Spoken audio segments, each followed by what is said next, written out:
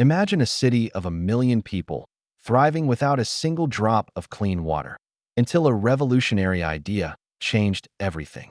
How did an ancient empire quench its immense thirst and build structures that still stand 2 millennia later? Settle in as we slowly uncover the engineering marvels that brought life-giving water to the heart of Rome.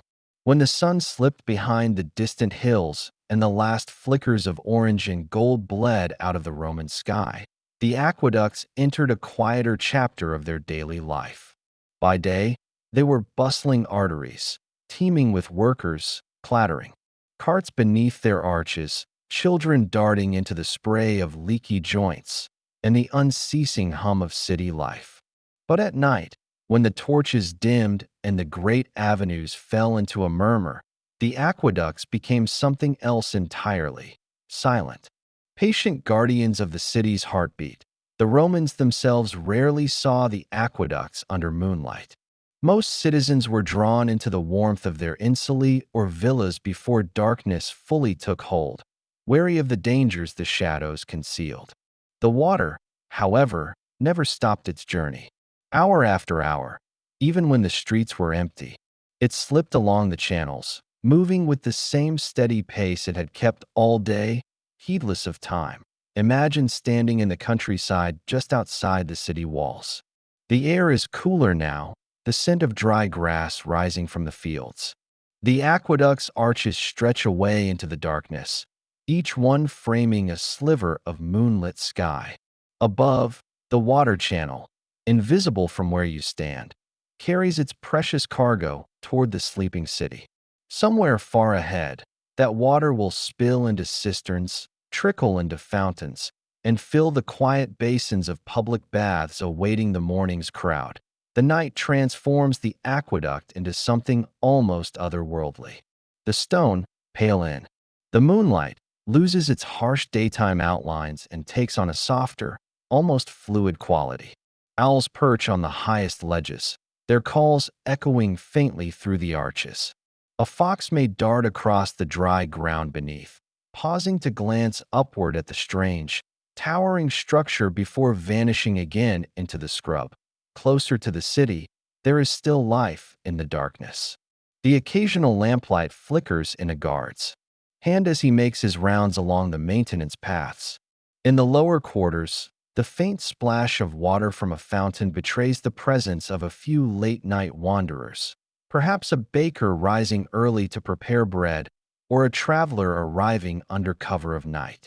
They pause to drink, cupping the cool water in their hands, unaware of the long, moonlit miles it has traveled to reach them. For the engineers who maintained the aqueduct, night held a different challenge. Emergencies did not respect the rhythm of daylight. A sudden blockage or a leak in a section of channel might call for an urgent repair, and men would be summoned to climb the structure by torchlight, shadows dancing wildly on the ancient stone. The hiss of water escaping through a crack would be met with quick hands and the muted clink of tools. These were quiet acts of devotion, unseen by most, but vital to the life of the city. Farther along the line, the countryside remained almost entirely silent. Here, the aqueduct was alone with the land and the sky. In the stillness, you could almost imagine the water listening to the night, to the chirp of crickets in the grass, to the whisper of wind through cypress trees, to the distant bark of a dog in some unseen village. The aqueduct itself seemed part of this nocturnal world, a bridge between the earth and the heavens, carrying not just water, but the quiet pulse of civilization itself. The Romans built these structures for efficiency, but at night, their unintended beauty was revealed. Moonlight caught in the shallow curves of the arches, highlighting their symmetry. The repeating shadows beneath them stretched across the ground in long, perfect shapes, like a pattern laid gently over the landscape. Somewhere within that stone skeleton, water moved, constant, tireless, and essential that if you closed your eyes beside it, you might hear the faint rush of that hidden stream. It was not loud, not urgent, more like a slow exhalation. This was the same sound heard centuries ago, the same quiet promise that tomorrow, when the city awoke, the fountains would flow again, the baths would steam, and the gardens would glisten with dew. The aqueduct, though unseen and uncelebrated in the dark, was already at work making that tomorrow possible. And so the night passed, hour by hour, with the aqueduct standing tall against the sky, not a ruin, not yet, but a living part of Rome's breath. Its arches were not only stone, but time itself, holding up the invisible weight of the city's life until the first light of dawn spilled once more across their heights. By day, Rome's fountains were scenes of noise and life. Crowds gathered, voices mingled, and the splash of water rang out across courtyards and plazas. But in the quiet hours, long after the footsteps had faded, these fountains told a different story, a slow, whispering tale of their own. They were the city's most visible sign of the aqueduct's constant work, the final flourish where the journey of water ended in elegance. Picture one such fountain in the early hours before dawn. The moon still lingers in the pale sky, and the marble edges of the basin glow faintly in its light. A gentle trickle falls from the carved spout, sending delicate ripples outward in widening circles. The sound is unhurried, like someone speaking softly to themselves. No one is here to drink, wash, or draw water, and yet the fountain flows. This was one of the quiet wonders of Rome's engineering. Water did not need permission to run. Once gravity had been given the proper path, it moved without command. Day and night. It didn't tire. It didn't forget. It came from distant hills, traveled over arches and through tunnels, and found its way here, into a public space that anyone, nobleman, merchant, or child, could approach in the stillness. The details of the fountain reveal themselves. You notice the smooth polish of the marble rim, worn by thousands of hands over decades. The carved face from which the water spills, perhaps a lion, a god, or a simple floral motif, has softened at the edges from constant contact with water, a slow reshaping that no sculptor intended but which time alone could craft. Nearby, a cat curls on the warm stone, half asleep, its ears twitching to the gentle sound. In the faint distance, a baker's fire crackles to life in preparation for the morning bread, but here the world is hushed. You might almost believe the fountain is speaking, not in words, but in an ancient rhythm, a conversation between stone and water. For the Romans, these fountains were more than decoration. They were public lifelines, ensuring that every citizen, no matter their wealth, had access to fresh, flowing water. In a city of 1 million souls, that was no small achievement. It meant fewer diseases, cleaner streets, and a greater sense of shared space. A fountain was both practical and symbolic, a gathering point, a landmark, a piece of civic pride. If you listen closely, you might hear the faint echo of footsteps from centuries past. Women filling clay jars, children splashing their hands, old men pausing to drink before resuming their walk home. The scene would have repeated itself thousands upon thousands of times, each day blending into the next, the fountain unchanged in its duty. Yet at night, with no audience, the fountain was free of the bustle. Its voice softened. The aqueduct fed. Stream continued to pour over the lip, each drop catching the moonlight for the briefest of moments before joining the still pool below. That pool, in turn, reflected not just the moon and stars, but the long, unbroken chain of care and labor that made it possible. The engineers who measured the gradient to the exact fraction of a degree. The masons who shaped each block of stone. The workers who patched leaks and cleared obstructions, even in the black of night. Here, at the fountain's edge, the scale of that achievement is easy to forget. All you see is water, endlessly renewing itself. But the quiet hours remind you, this is not nature's accident. This is human design, sustained over centuries. A city that drinks in its sleep is a city kept alive by invisible hands. As the horizon begins to pale, the first bird calls out from a rooftop. Soon, the day will begin again, and the fountain's whisper will be drowned in the noise of the waking city. But for this brief moment, Rome breathes slowly, the water murmurs, and the aqueduct's journey ends in peace. When one imagines the Colosseum, it is easy to picture the vast stone amphitheater ringing with the sound of the crowd, the sweep of sand on the arena floor, and the drama of contests unfolding under the sun. But behind the spectacle was an invisible force, water. Not the gentle, meandering flow of the aqueduct-fed baths, but a carefully managed supply for the needs of thousands of spectators, the workers who kept the games running, and even, on occasion, the arena floor itself. The Colosseum was a marvel of stone and engineering, but also of logistics. On a day of games, tens of thousands of people, estimates range from 50,000 to over 70,000, would stream into the structure. They came not only for hours of entertainment, but for entire days, sometimes from early morning until dusk. This meant food and drink vendors were working constantly, and the needs for drinking water, washing, and cleaning were immense.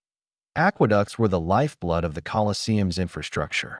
Scholars debate exactly which aqueducts fed the area, but the Aqua Claudia and Aqua Annio Novus, both major arteries of Rome's water system, likely played a role in supplying the region. From these, water could be channeled into cisterns and distributed through a network of lead pipes.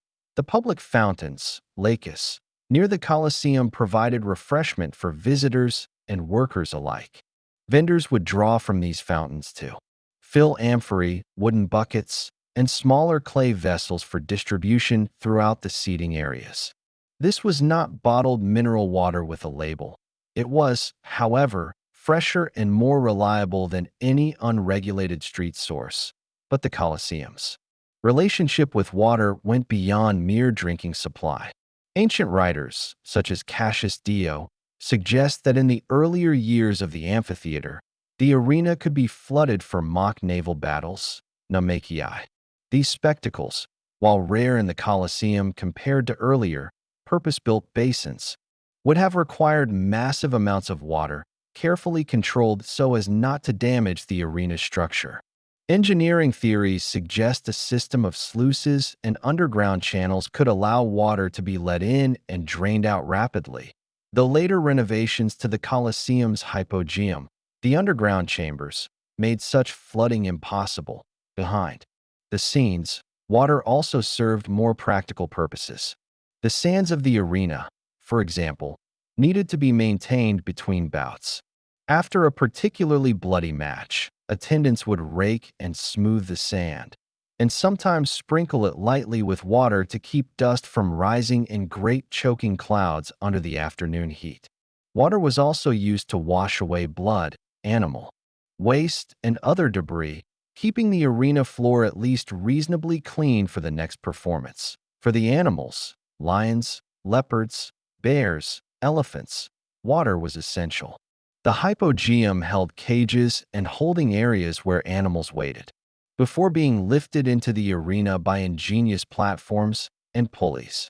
These creatures required drinking troughs, which had to be kept filled, especially on hot summer days when the stone amphitheater itself could become an oven. The workers, from gladiators to animal handlers, from stage crews to guards, also relied on nearby water sources for washing, cooling down, and tending to wounds. Medical staff would have had basins ready to rinse injuries, and some preparation rooms may have had access to warm water heated by braziers for more thorough cleaning. The Colosseum's vast drainage system, an intricate network of channels under the arena, ensured that any excess water, whether from cleaning, rainfall, or the occasional staged flood, could be carried away quickly. These drains linked into the Cloaca Maxima, Rome's great sewer, which itself was sustained in part by water from the aqueduct-fed public fountains and baths. It is important to remember that the Colosseum was not an isolated structure. It stood in a busy district of the city, surrounded by taverns, shops, barracks, and administrative buildings. All of these had their own water needs, meaning that the area's supply had to be constant and robust. The flow from the aqueducts into this neighborhood was as carefully calculated as any military provisioning done on a hot day. The spectacle of the games was not only about what happened in the arena, but also about surviving the heat in the massive, open-air structure. Wealthier spectators might have slaves bring chilled drinks, cooled with snow from mountain storehouses, while ordinary citizens refreshed themselves at public fountains. Some scholars believe that awnings, velaria, stretched over parts of the seating were occasionally sprinkled with water to cool the air, though the logistics of such a system would have been complex. And then, there is the symbolic role of water. In Rome, where control over water was synonymous with control over life itself, the ability to stage a spectacle that used water extravagantly, whether for flooding the arena or simply keeping tens of thousands of spectators comfortable, was a display of imperial power. The Colosseum, in this sense, was not just a monument of stone. It was a monument of flow, a place where the empire's veins, in the form of aqueducts, fed both body and spectacle. Today, visitors to the Colosseum can still see traces of its water systems, the channels in the arena floor, the remains of drains, the alignment of nearby fountains. It is easy to imagine, on a warm afternoon, the sound of water mingling with the roar of the crowd, the steady work of attendants hauling buckets, and the quiet efficiency of a system that made Rome's greatest stage not only a place of drama, but a place sustained by the same invisible current that fed the entire city. If the aqueducts were the veins of the city and the fountains its fingertips, then the public baths were Rome's open heart, a space where water did not simply quench thirst, but transformed into an experience of leisure, cleanliness, and community. The thermae, as they were called, were more than buildings with pools. They were complex worlds of steam, stone, and ritual, powered by the steady, dependable flow of aqueduct-fed water. For many Romans, especially those in crowded Insulae with no private washing facilities, the baths were an essential part of daily life. A trip to the baths was not a hurried affair. One did not merely step in, wash, and leave. It was a sequence, a slow passage through different rooms and temperatures, through conversation and quiet, through the mingling scents of olive oil and warm plaster. The grandest baths, like those built by Emperors Caracalla or Diocletian, were architectural marvels. Their facades rose like temples, their vaulted ceilings held up by colossal columns of marble. Mosaics underfoot depicted dolphins, sea nymphs, or swirling geometric patterns. Sunlight filtered through high windows, casting shifting patterns on the steam rising from the water. The sound was never silence. Splashing, voices, the clink of oil flasks, the soft slap of a strigil scraping the skin. Entry was affordable, sometimes free, subsidized by wealthy patrons or the state, making the baths truly democratic. Senators, soldiers, merchants, and laborers could all be found here, though class often dictated which baths one frequented and at what hour. Some establishments had designated times for men and women. Others had separate facilities entirely. The visit began in the apoditerium, the changing room. Here, bathers undressed and left their clothing with an attendant who kept an eye on belongings. Theft was a known risk, and cautionary graffiti in some baths warned of dishonest fellow patrons. From here, one might choose to move first into the palestra, an open courtyard for exercise. Wrestling, ball games, and light calisthenics prepared. The body, warming the muscles and opening the pores. The bathing itself was a progression. Tepidarium, the warm room. Not too hot, not too cool. This space was for easing into the ritual. Warm air and mild humidity began to relax the body. Caldarium, The hot room. Heated by the hypocaust system, a brilliant underfloor network of hot air channeled from wood-burning furnaces. This chamber was a foggy world of steam and intense heat. A large hot water pool invited long soaks. Frigidarium, the cold room. A plunge into cold water after the caldarium shocked the body, tightened the skin, and, according to Roman thought, sealed in the health benefits of the heat. In addition to the main sequence, many baths offered massage services, aromatic oils, and even small libraries or lecture halls. Philosophers might meet here to debate, poets to recite verses, politicians to exchange favors. Business deals were struck in the shadow of marble columns while children splashed under the watchful eyes of their mothers. The volume of water needed to sustain such establishments was staggering. Large thermi could use millions of liters per day, all supplied by dedicated aqueduct channels. The water arrived in vast storage cisterns, from which it was heated or directed into the various pools. The hot rooms required constant feeding of the furnaces, often by teams of slaves working in the sweltering heat below the floors, unseen by the patrons above. Yet, despite the labor and resources involved, the baths became an unquestioned part of Roman urban identity. For the citizen, the presence of well-maintained public baths was a mark of civilization, proof that Rome, whether in the capital or a distant province, could offer the pleasures and comforts of the center of the empire. For travelers, the baths offered familiarity. A soldier stationed in Gaul might step into a bathhouse and, for an hour, forget how far from the Tiber he stood. The same sequence of rooms, the same sounds and scents, the same relief of warm water on tired muscles. It was a shared experience. Across the empire's vast expanse, over time, baths evolved in both design and purpose. Smaller balnea served neighborhoods, while the great imperial thermae became almost miniature cities, with gardens, shops, and performance spaces. In some, underground passages allowed staff to move unseen, keeping the public spaces serene and uncluttered. But at their heart, baths were about more than hygiene. They were about human connection, about lingering with friends in the warm light, about the slow exhale of the body sinking into water, about the stories traded while leaning on the pool's edge.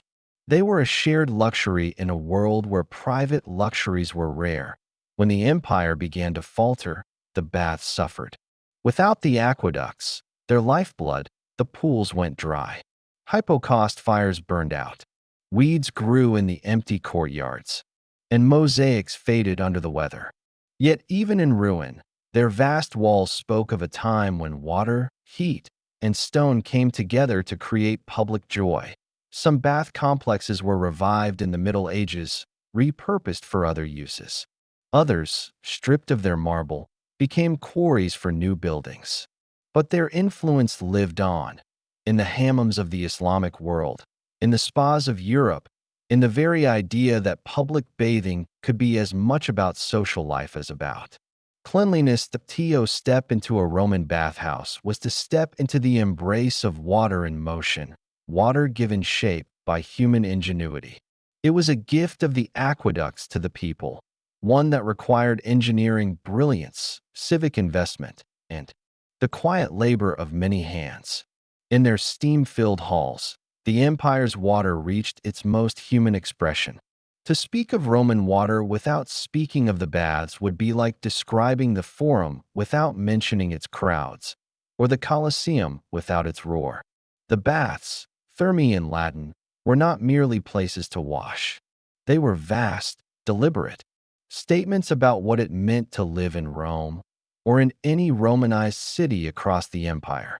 They embodied the idea that water was not only for survival, but for leisure, health, and the cultivation of the public self. Step inside one of the great imperial baths, the baths of Caracalla, the baths of Diocletian, and you would feel that sense of scale immediately.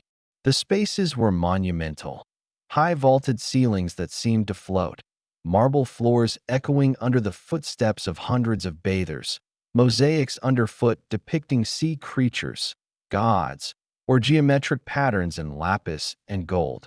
The air itself carried layers of scent, the sharp mineral tang of warm water, the aromatic steam from the caldarium, hot room, faint traces of oils and perfumes. Voices carried softly, dampened by steam, blending into a steady background murmur. The baths were communal spaces, but never chaotic. The routines of bathing were as structured as a day's military drill. Each bath complex was a kind of miniature city, designed with a sequence of rooms that guided the bather through stages of heat, cold, and rest. One might begin in the apoditerium, the changing room, where attendants would store your clothes and keep an eye on your belongings. From there, you might proceed to the palestra, the open courtyard for exercise. Here, men and women, in separate hours, could wrestle, practice ball games, or simply walk and stretch before entering the bathing cycle. The bathing itself began with the tepidarium, a warm, mildly steamy room designed to acclimate the body. From there, the bather could move to the caldarium, where hot water and steam opened pores and relaxed muscles. The caldarium often had a large pool, with hot water fed directly from the aqueducts into a hypocaust-heated basin. The floors were warm underfoot, heated by channels carrying hot air from furnaces below. After the heat, the frigidarium awaited, a plunge into cold water, shocking at first, invigorating after. This sequence of warm, hot, and cold was not only pleasurable, it was believed to promote health, strengthen the body, and refresh the mind. Yet to think of the baths as simply a wellness center would miss their deeper role.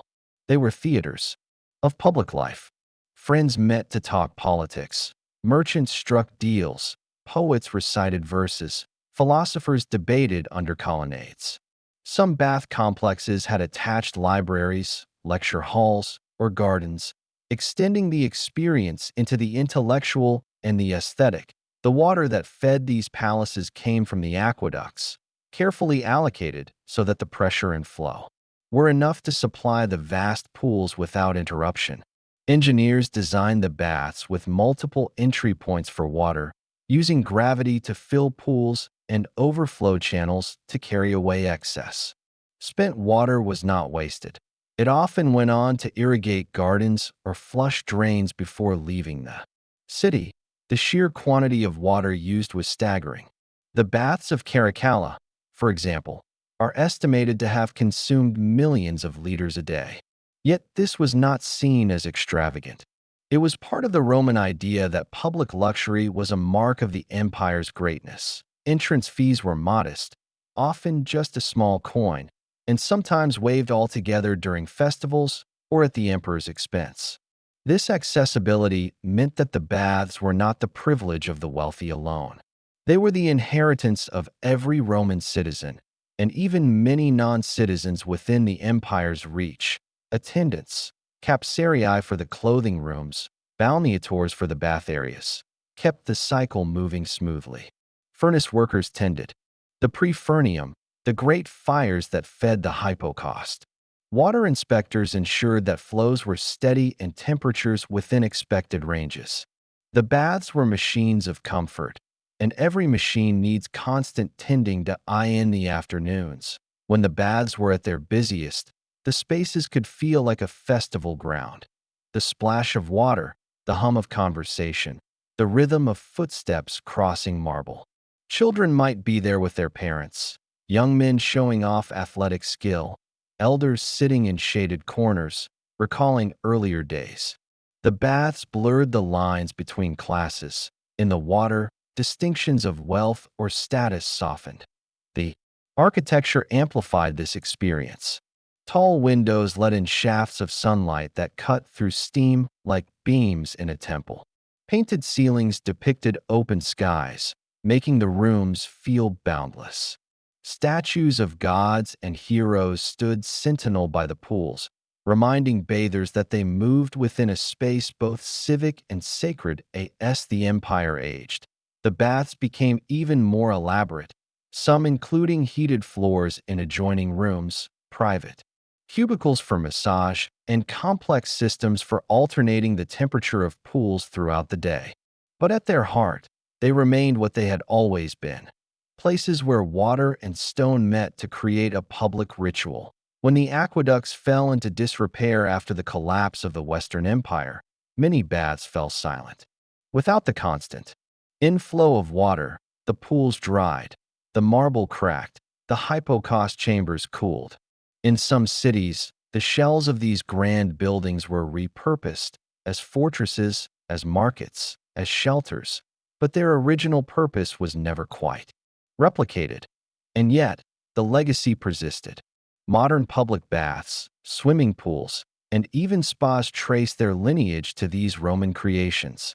The idea that water can be a shared luxury, open to all, remains a Roman gift to the world. That to think of the baths is to think of water not as a private utility, but as a public stage, a place where the empire's wealth, engineering, and social fabric all converged, warmed by the steady flow of the aqueducts, echoing with the voices of generations. In the mind's eye, ancient Rome often appears as a city of stone, colonnades, forums, and towering amphitheaters, but it was also, in its wealthier quarters and public spaces, a city of gardens.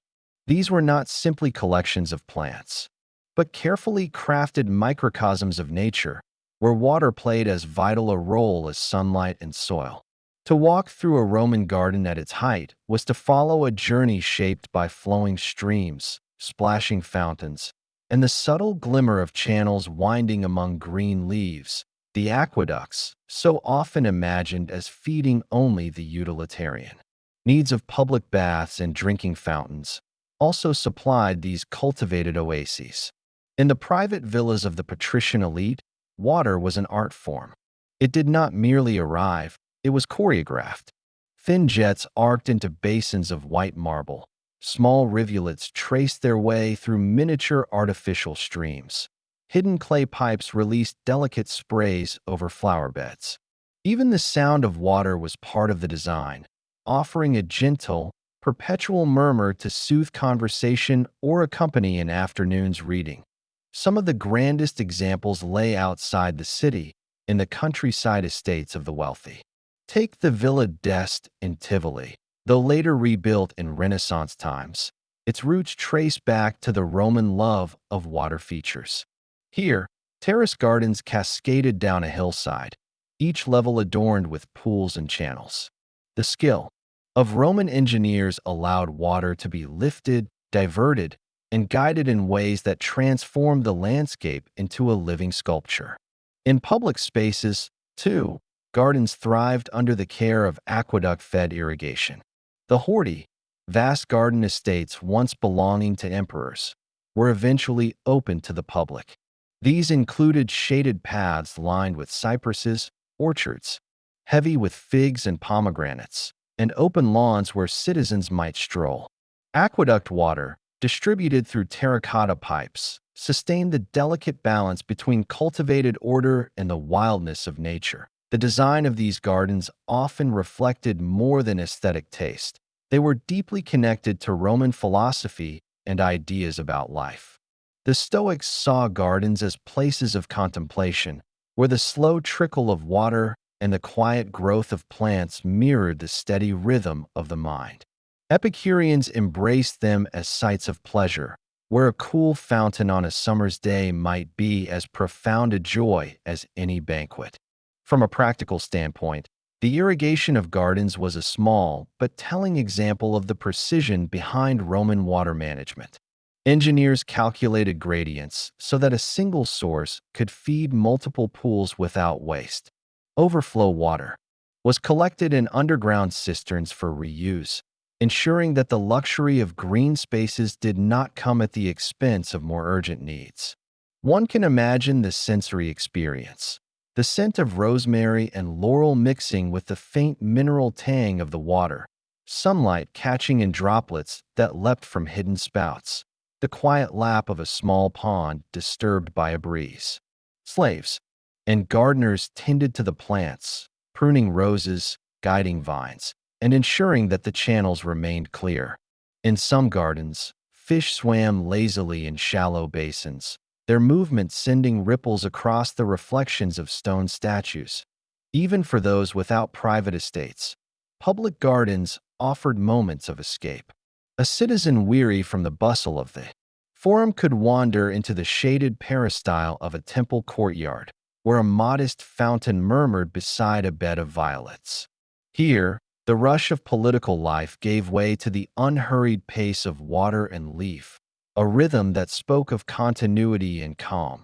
The Roman garden was, in a sense, a meeting place between nature and technology, a carefully balanced arrangement, where human ingenuity coaxed water to dance in patterns that complemented the organic beauty of plants. It was a reminder that water, in Roman eyes, was not only for survival or spectacle, but for quiet, personal joy. Today, many of these gardens have vanished, their flowers long faded, their channels dry. Yet in a few places, fragments remain. The outline of a pool, the base of a marble fountain, a rusted length of pipe. Standing among such remains, one might still hear, in imagination, the slow, gentle trickle that once wound its way through a carefully tended paradise, a sound as timeless as the flow of the aqueducts themselves. If the aqueducts were the arteries of Rome and the reservoirs its lungs, then the men who tended them were the nervous system, sensing problems, adjusting flows, and ensuring that the pulse of water never faltered. These were the curators, Aquarum and their many assistants, a corps of specialists whose work was as essential as it was largely invisible to the ordinary citizen. Without them, the elegant arches would have been nothing but dry stone, and the public fountains would have been silent. The post of curator aquarum was no minor appointment.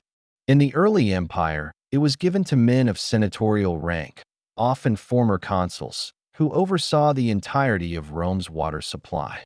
Beneath them, a hierarchy of engineers, inspectors, laborers, and guards carried out the day-to-day work. These officials were not merely ceremonial.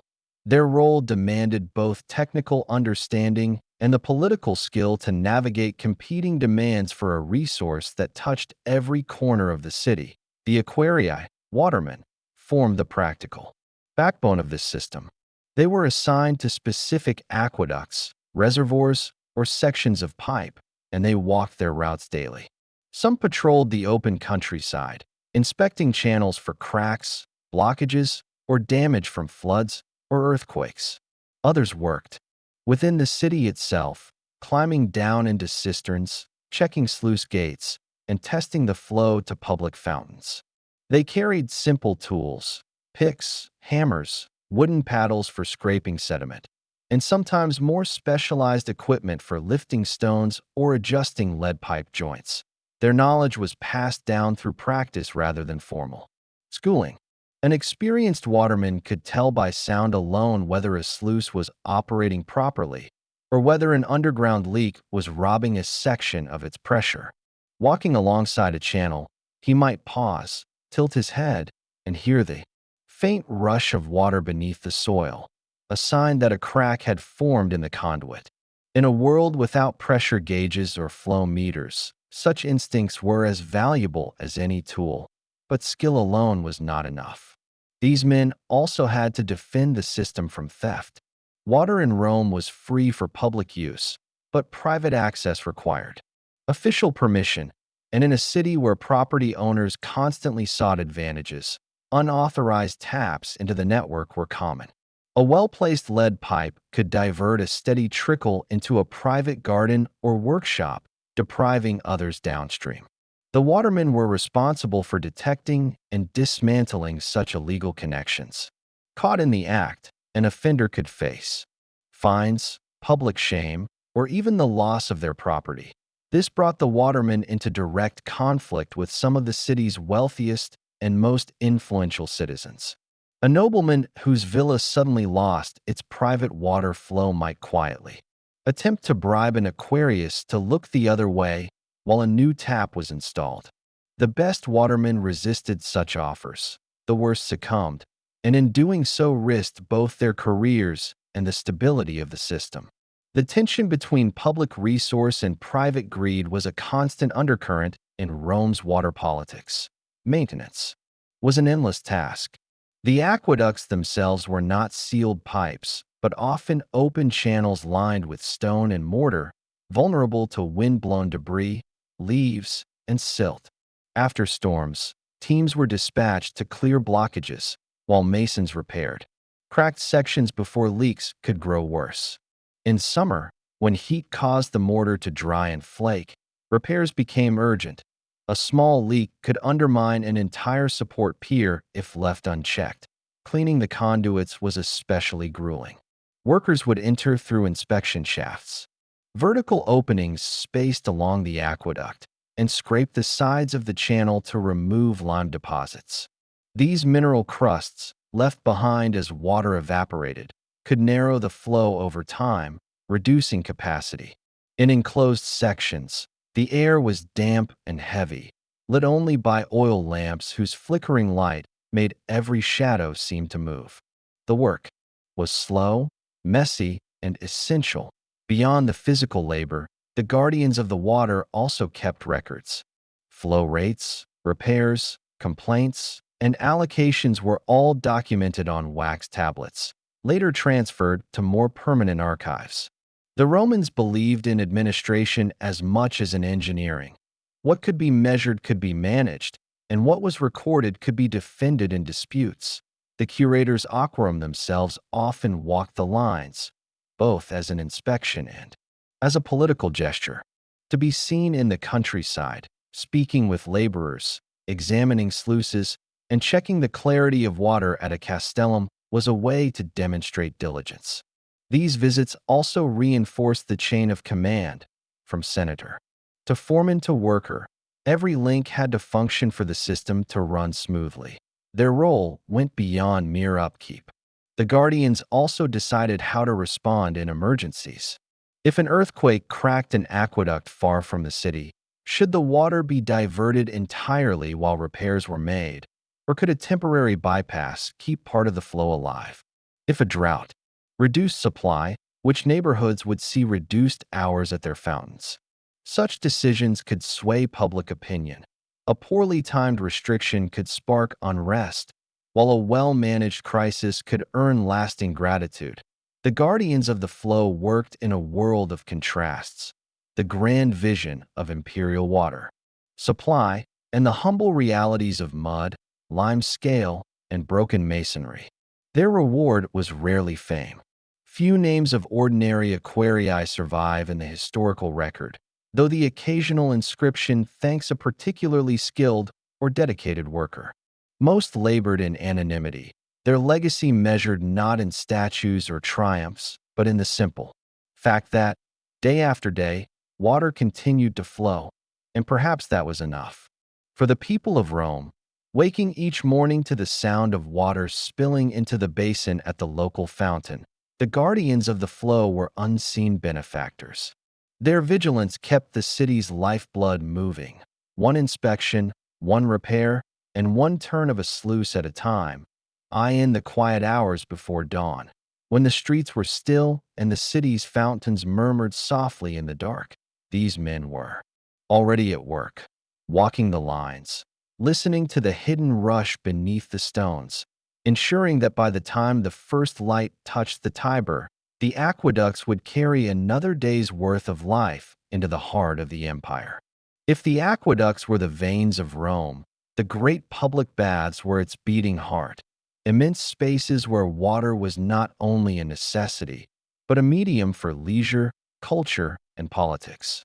Among these, the baths of Caracalla, completed in the early 3rd century CE, stand as a pinnacle of imperial ambition, an attempt to bring the experience of flowing rivers into the very walls of the city. Walking through the ruins today, one sees towering brick walls, fragments of mosaics, and yawning, empty chambers.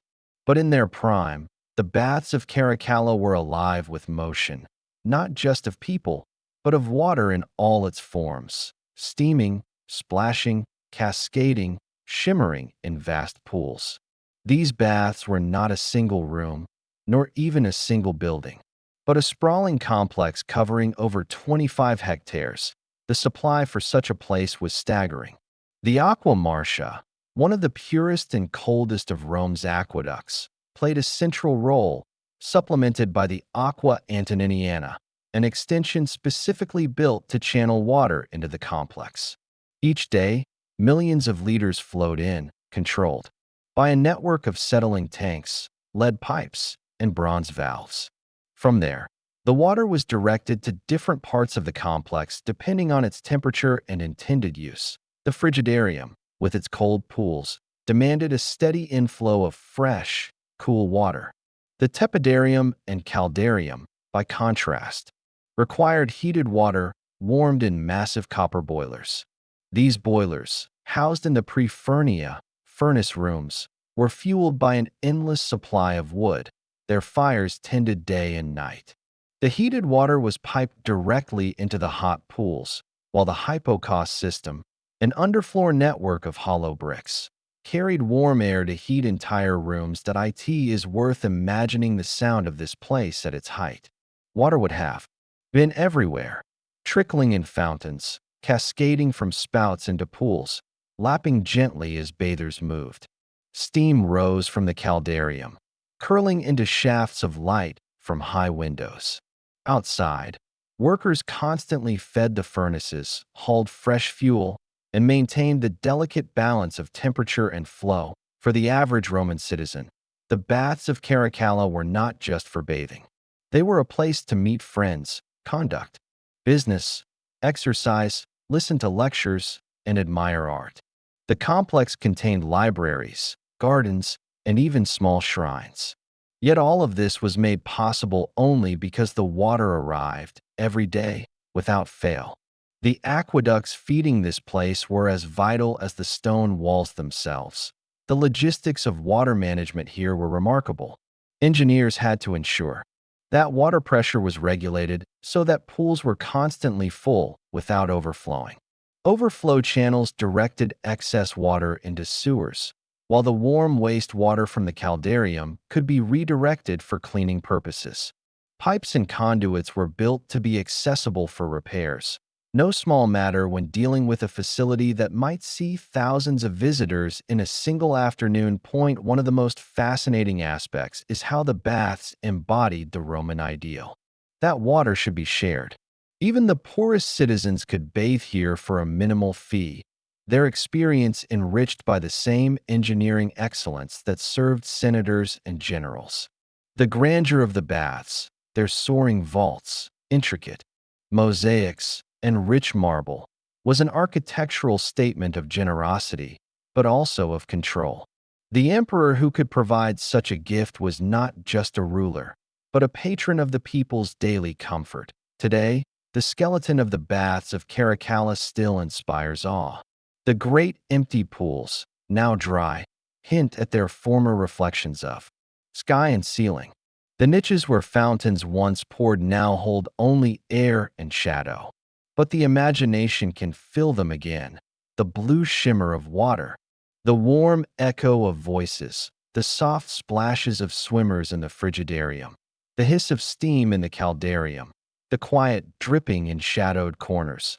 The aqueducts that once fed this watery palace are mostly gone or diverted, but their legacy endures in the Roman concept that water was both a public utility and a cultural necessity.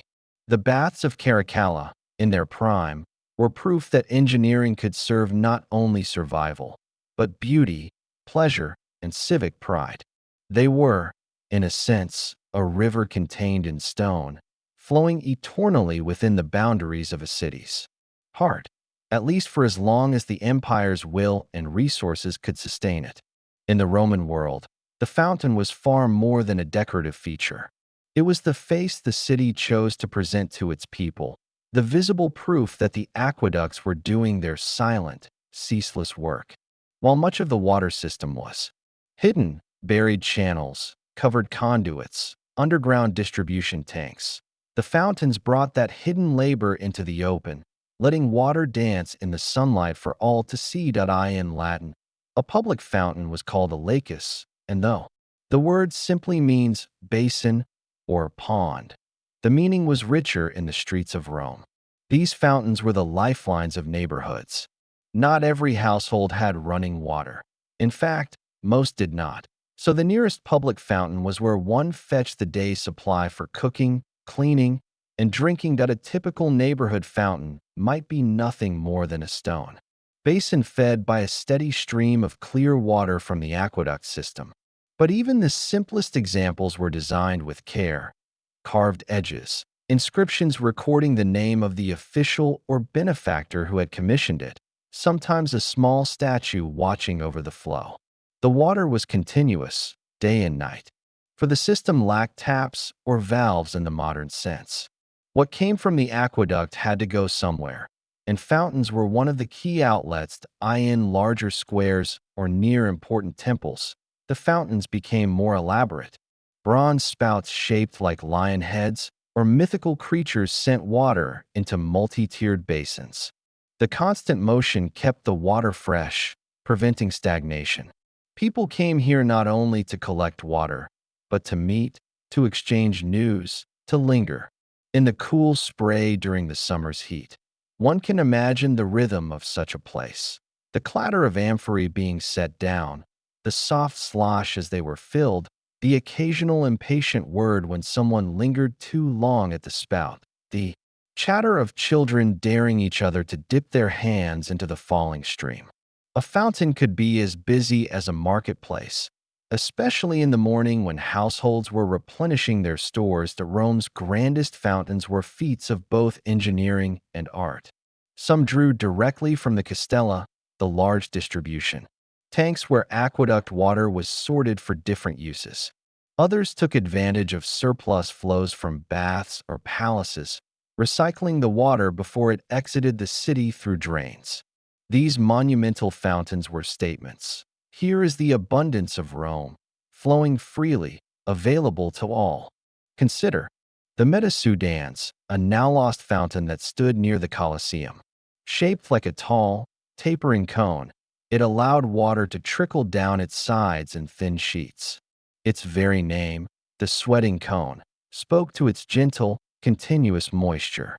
Gladiators may have passed it on their way to the arena, and spectators may have refreshed themselves there after hours in the sun. Fountains also acted as waypoints in the city. In a maze of streets and alleys, one could give directions by them. Turn left at the fountain with the dolphin spout, or meet me at the fountain near the Temple of Vesta. They were landmarks, orientation points, and social magnets. The water that reached these fountains was of varying quality depending on the source aqueduct. Some aqueducts brought exceptionally clean water, fit for drinking directly. Others carried water high in minerals, better suited for washing or irrigation. The Romans were practical about this. Purest water was sent to public fountains and baths, while lesser quality flows went to gardens or to flush the city's sewers. Maintenance was constant. Without regular cleaning, algae would grow, mineral deposits would crust over the spouts, and debris could clog the basins. Teams of workers, many employed directly by the Cura Aquarum, the office responsible for Rome's water, made the rounds, keeping the fountains functional and pleasant. During festivals, some fountains were decorated with garlands, or their water dyed with wine or perfumes. Such spectacles were rare but memorable, turning a daily necessity into a moment of wonder. Even on ordinary days, the sight of sunlight catching the stream, breaking it into glittering drops, must have been quietly beautiful. When the empire was strong, the fountains symbolized its generosity. When times grew troubled, they could become reminders of decline. Reduced flows, cracked basins, or dry spouts spoke volumes about the state's ability or inability to care for its people. In the countryside, fountains often stood at crossroads or near villas, offering travelers a place to rest, These rural fountains were sometimes fed by smaller aqueducts or local springs, but they shared the same logic: to make water visible, accessible, and part of the shared space of life. Centuries later, even when the aqueducts themselves were broken, many fountains survived in some form. Springs would still bubble up in their basins, though without the careful control of Roman engineering. In some places, medieval communities rebuilt around these water points, continuing the tradition of gathering at the fountain.to stand before. A Roman fountain was to witness a simple truth: that civilization is made not only of walls and armies, but of the steady, public gift of water. It was a reminder that infrastructure, though often hidden, gains its full meaning when it steps into the open, shimmering, splashing, and flowing where people can see and use it. In the heart of Rome's neighborhoods, where narrow streets opened into sunlit squares, stood the Lacus Publicus, public fountains that were more than mere water sources. They were gathering places, social hubs, and silent witnesses to the daily rhythm of the city. If the aqueducts were the grand arteries, these fountains were the fingertips, the points where Rome's water finally touched the lives of its people. The Roman public fountain was, at its simplest, a stone or marble basin fed by a steady stream from the aqueduct network. The water often flowed continuously, spilling over into drainage channels that led either to sewers or to secondary uses, such as flushing public latrines. Yet in that simple design lay a kind of generosity. Water was there, flowing for all. At any hour of the day or night, in a city where most homes lacked private plumbing, these fountains were essential. Residents came with clay jars, bronze buckets, or wooden pails to collect what they needed for drinking, cooking, and washing. The sound of water splashing into the basin was as constant as birdsong. In the cool hours of early morning, before the streets grew busy, you might see an elderly woman filling a small amphora for her kitchen, while a child held the lid, peering at the rippling surface. By mid-morning, groups of women would gather to fill larger containers, their conversation weaving through the sound of water, punctuated by laughter or the occasional sharp word about someone skipping the queue. The fountains also served as informal newsstands and forums. A traveler newly arrived in the city might hear the latest gossip from someone waiting to fill a jug. A merchant could arrange a sale, a worker could find day labor, and lovers could exchange a quiet glance over the rim of a bucket. In many ways, the fountains were the city's unplanned meeting points, democratic spaces where senators, servant, and street vendors stood shoulder to shoulder. Design varied from one fountain to another. Some were adorned with carved masks, or animal heads from whose mouths the water poured, a playful reminder of Rome's artistry. Others were plainer, built for function rather than display. In wealthy districts, the fountains might be lined with colored marble, the stone cool beneath the hand even on the hottest day. In poorer areas, rough tufa stone was common, porous, unpolished, but sturdy and reliable. The water that reached these fountains had already traveled a long journey. From distant springs in the hills, through carefully graded channels and settling tanks, it arrived in the city's castellum divisorum, central distribution tanks, before branching into lead or terracotta pipes. The pressure was carefully managed so that even fountains at the far edge of the network received a steady flow. Too much force could damage the basin. Too little, and the line would be long and tempers short. The fountains were also a form of civic pride. Wealthy citizens could earn honor by funding the construction or renovation of a fountain.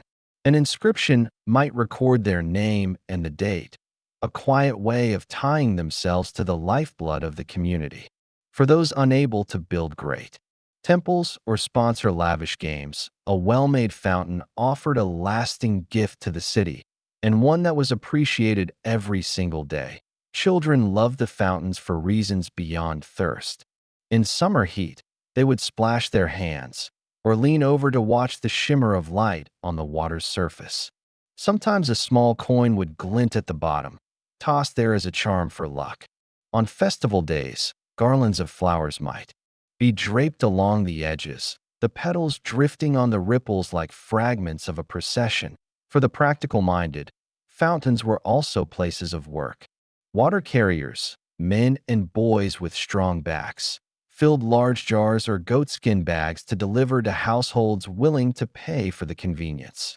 These deliveries were vital for the elderly or infirm, or for those who lived in the upper floors. Eventually, where hauling heavy water up several flights of stairs was exhausting. The carriers developed their own informal schedules, knowing which households preferred fresh water in the morning and which were content to receive it later in the day. Maintenance was a constant necessity. Silt, leaves, and urban debris could accumulate in the basin, clouding the water. Workers would arrive at dawn to drain and scrub the stones, scraping away lime deposits and resetting any loose joints in the masonry. In colder months, repairs were easier, but in the height of summer, any interruption in the flow was met with impatience. The public had little tolerance for a dry fountain on a hot afternoon. The fountains also played a role in public health, though not always in the way the Romans intended. Fresh water helped reduce the spread of certain diseases by allowing for more regular washing and cleaning of utensils. But in a city as dense as Rome, with waste disposal still primitive by modern standards, contamination was a constant risk. Fortunately, the constant overflow of fountains meant that stagnant water was rare, and the movement of water itself acted as a safeguard. Even as Rome expanded, the fountains remained constant, a visible promise that the empire's engineering and governance could be felt in the most ordinary of moments. To stand at a fountain was to participate in a chain stretching back to the distant hills, to the surveyors and builders, to the guardians of the flow, and ultimately to the vision of those who believe that an empire should not thirst to die in the evenings. As the streets cooled and the shadows lengthened, the fountains took on a softer mood. Lamplight from nearby shops would reflect in the water, and the trickle of the stream would mingle with the distant hum of conversation. A passing cat might pause to drink, its reflection rippling in the glow. Couples lingered nearby, and weary workers washed their faces before heading home. The fountain was as much a part of the neighborhood as the paving stones underfoot, enduring, familiar, and quietly generous. And so, day after day, year after year, the public fountains of Rome stood as the final, human-facing chapter in the story of the aqueducts. They were where infrastructure became experience, where engineering became community. Long after the aqueducts themselves fell silent, some of these fountains endured, fed by local springs or rebuilt by later generations. Their basins still catching the same sunlight, their water still flowing into the hands of anyone who came thirsty. When the last keystone was set and the scaffolding dismantled, there was a moment that felt like a pause in the world's breathing. The aqueduct's arches stretched in a quiet procession across the valley, their pale stone catching the light of the morning sun. Below, the land went on as it always had.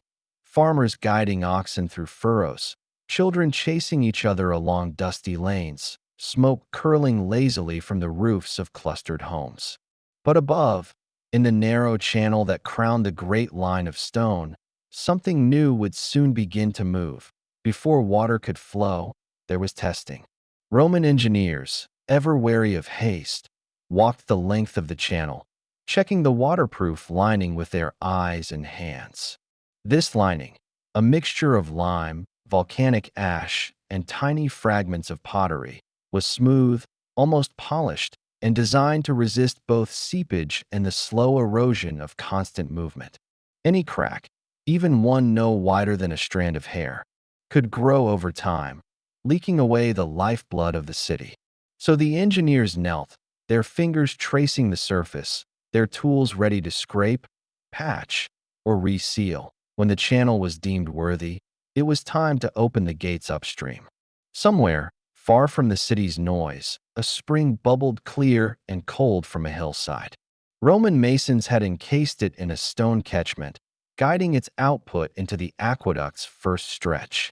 Here, the water began its journey, not in a rush, but in the calm, inevitable way that gravity demands that I in the early moments. There was no visible drama.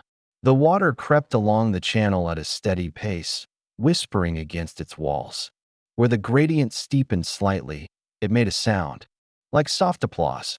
Where it bent around a curve, it murmured in a language only rivers understand. From arch to arch it passed, invisible to those walking far below, though now and then a curious glint might betray its presence when sunlight struck it through a gap in the parapet. In the city, preparations had been made for its arrival.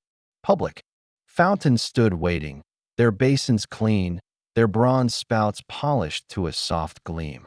Private courtyards in the homes of the wealthy had been fitted with discreet outlets, ready to spill clear water into cisterns. In the great public baths, tiled pools lay empty but immaculate, attendants sweeping and washing in anticipation. The water's first appearance was met without fanfare, at least in the Roman sense of the word. There was no shouting, no chaos. People simply gathered at the nearest fountains, cups and amphorae in hand, as the first steady streams began to pour. They tasted it carefully, noting its freshness, its coolness, the absence of the earthy flavors that came from stored rainwater. Some smiled faintly and nodded. This was not a luxury. It was a necessity, fulfilled, but beyond its immediate use. There was something almost spiritual about this arrival. For centuries, humans had walked to water, carrying it home in burdensome vessels. Now, the water came to them, elevated high above the ground, guided with precision over miles of varied terrain. It had been coaxed, not conquered, and it moved with the dignity of something that knew it was essential. For the city itself, the aqueduct's operation was as much about maintenance as it was about supply. Teams of aquarii, the official water wardens, walked the structure daily, listening for the telltale hiss of a leak or the faint hum of a blockage. They carried small tools, coils of rope, and occasionally baskets for debris. Even the smallest obstruction, such as a tuft of grass rooted in the mortar, could grow into a problem if ignored. Downstream from the fountains, water continued to flow into the drains and sewers, carrying away the dust of streets and the refuse of homes. This too was part of Rome's design. Fresh water in, wastewater out, a constant exchange that kept the city healthier than most of its contemporaries.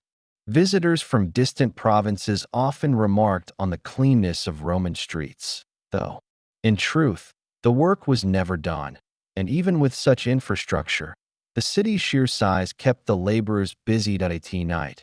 When the city settled into its own kind of hush, the aqueduct still worked. Moonlight silvered the water's surface, and in the countryside, the sound of its movement might mingle with the chorus of insects. The arches, now shadowed, seemed less like stone and more like a row of watchful sentinels, guarding the narrow ribbon of life above their heads. And always, there was the gentle fact that this system, this marriage of stone, water, and gravity, required no fire, no beasts, no wind. Once built, it was simply there, day and night, doing its work without complaint. The Romans understood that true power often lay not in force, but in constancy. The aqueduct was a perfect example, a quiet, unending service, changing the lives of thousands with every drop. When we think of the aqueducts as mere channels of stone and mortar, we miss their true significance. They were not just feats of engineering, they were arteries of transformation.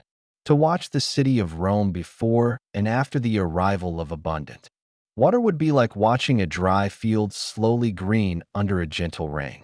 The difference was not only in the appearance of the city, but in the texture of daily life, the rhythm of its days, the health of its people, and even the ambitions of its leaders. Before the aqueducts, Rome had been a city dependent on wells, rainwater cisterns, and the sluggish, often unsanitary flow of the Tiber. These sources could suffice for a small settlement, but Rome's population was growing. By the time the aqueducts began their steady march into the city, Rome was already a bustling urban hub, a magnet for merchants, soldiers, craftsmen, and slaves from across the Mediterranean. The strain on water supplies was immense. Disease was never far away. Fires, once started, could rage unchecked, as there was often no ready means to douse them. Bathing, for many, was a luxury rather than a daily ritual. The aqueducts changed this entirely. Picture the first day that water from a new aqueduct flowed into the city, spilling from a carved stone spout into a public fountain. Crowds would have gathered to watch, not just out of curiosity, but from a deep, almost instinctive awareness that life itself was about to change. With that flow came the promise of cleaner streets, better health, and more predictable routines for the ordinary Roman. Perhaps the most tangible benefit was the network of public fountains. These were not mere decorative ornaments, but functional lifelines. Families could fetch fresh water daily, without the fear of contamination. In a city where many homes lacked private wells or plumbing, these fountains democratized access to one of life's essentials. Some fountains were simple stone basins. Others were more ornate, with carved masks of gods or lions from whose mouths the water poured. The sound of trickling water became a constant in the city's public spaces, mingling with the hum of voices, the clop of hooves, and the calls of vendors. Bathhouses, the thermae, blossomed into one of Rome's defining cultural institutions. More than just places to get clean, they became centers of social life, business, and leisure. The aqueducts made it possible to keep these vast complexes supplied with the immense volumes of water they required. Pools of varying temperatures, steam rooms, and even decorative fountains were all fed by the constant, silent delivery of aqueduct channels. For the citizens stepping into a marble hall warmed by underfloor heating, the connection to the distant springs and the miles of hidden conduits might have been invisible, but it was no less essential that Rome's public latrines, too, benefited. Often connected to a steady flow of water, they could carry waste away efficiently, reducing the risk of outbreaks of disease. Though to the modern mind the Roman latrine might seem primitive, in its time it was an impressive blend of hygiene and convenience. The aqueducts fed these systems without complaint, carrying away what the city would rather forget. The effect on fire control was just as significant.